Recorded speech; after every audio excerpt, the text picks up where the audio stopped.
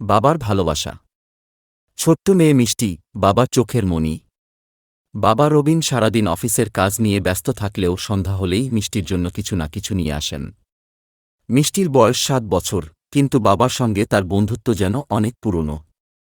একদিন মিষ্টি খুব মন খারাপ করে বসেছিল, কারণ স্কুলে কেউ তার আঁকা ছবিকে ভালো বলেনি।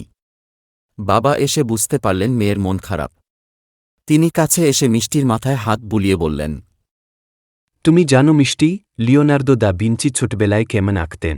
মিষ্টি চমকে উঠে বলল, তিনি তো বিখ্যাত চিত্রশিল্পী। কেমন আঁকতেন? বাবা মুচকি হেসে বললেন, তার ছবিতেও ভুল থাক, কিন্তু তিনি হাল ছাড়েননি। চেষ্টার কোনো বিকল্প নেই।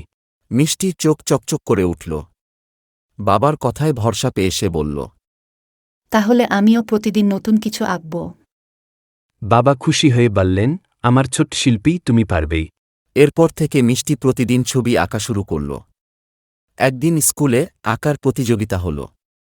মিষ্টি প্রথম স্থান অর্জন করল। হাতে পুরস্কার নিয়ে বাবার কাছে এসে বলল, বাবা, এটা তোমার জন্য। কারণ তুমি আমাকে হাল না ছাড়ার কথা শিখিয়েছ। বাবা রবিনের চোখ ভিজে উঠল।